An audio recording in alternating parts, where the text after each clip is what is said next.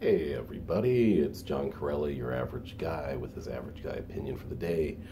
Today is episode 67. My cat is in the picture, which is fine as long as he doesn't become a jerk like he's been known to do. This episode's kind of a cool one. It also means a lot to me because it's episode 67. I was born in 1967, and I often feel old, and if you keep knocking the camera around, you're going to be gone. Yeah, if you're going to be a jerk, you're going to be gone. Be cool.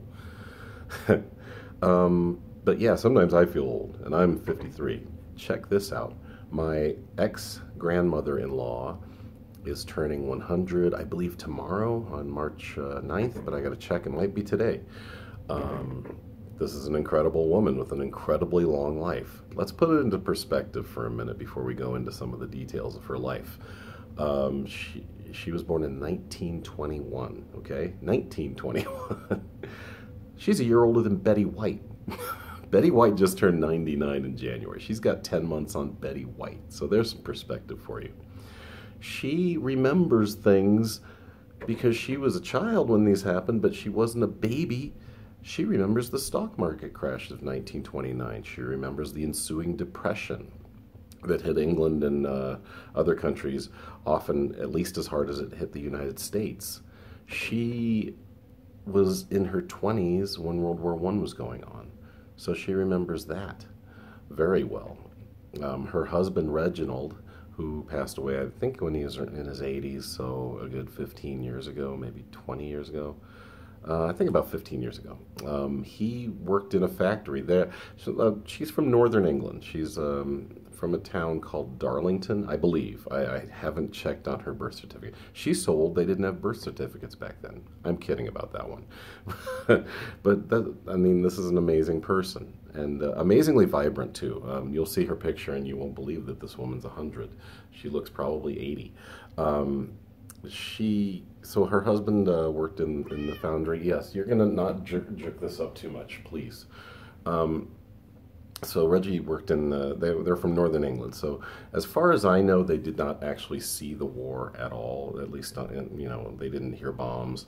They were I want to say a couple hundred miles north. They're near the Scottish-English border.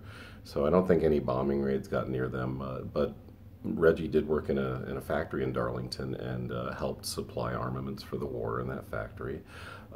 He actually has some funny stories. Like, if you've ever seen a movie called Hope and Glory, they kind of showed a lighter side of the war, of World War II, from the British perspective. And Reggie had some kind of funny stories about just working in that foundry and in that factory, and he would say that guys would work just a couple hours and clock each other in and out and get paid way more than they should have. They would do their jobs, but they would also get credit for way more than the work they were actually doing, which is kind of funny. And I bet this happened a lot more than people want to admit or acknowledge. I'm not 100% sure of what Millie was doing during the war. I'm guessing she was one of those workers. Oh gosh, I can't think of the iconic American, the woman who was Rosie the Riveter. She was probably doing that. I should interview her. I should just do a phone interview or a podcast with her because she's completely with it. She at 100, she still has all of her facilities. She walks. She wore heels until she was 95 years old. She wore heels because that was what women did during her time. And her time has covered a century now, which is amazing. Think of the things she's seen. She's a walking history book. She was in her 40s and 50s when Vietnam was going on. So she was my age when Vietnam was ending. That's incredible to me. And she's still here. I've seen her a few times. I wish I had talked to her more. This is a little lesson here that you should talk to old people more. Sometimes they're not fun to talk to. Like my dad's 74. He's not a lot of fun. He just grouses about how things should be. But you can also, if you can get some information from these people, they were around for some amazing times. I know that this is the most amazing thing I know about her is that she drove dignitaries around, very famous, important people during the 60s and 70s especially. So she and Reg owned like the first car in their village. The village is called Melsonby, where I visited them back in 1999. Dylan and I had only been married a few years. We had just had Dante. Dante was like 15 months old, so we brought him out there. It's beautiful country, as you can imagine, just lush and green. And it's an old village. Only 200 people live there.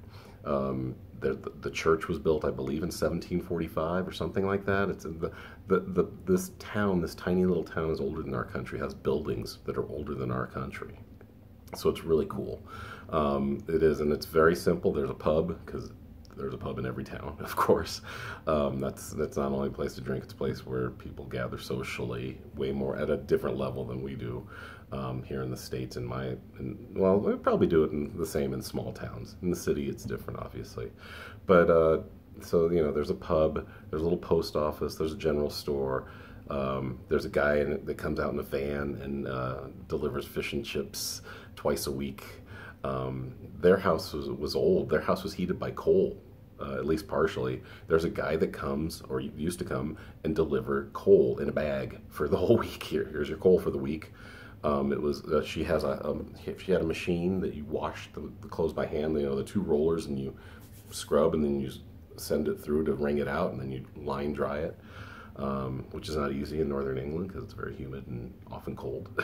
So it takes a while for things to dry. When we were there, she made us the classic English breakfast with fried eggs and thick bacon and baked beans and toast and jelly and coffee and juice. I could feed a person for a day, honestly.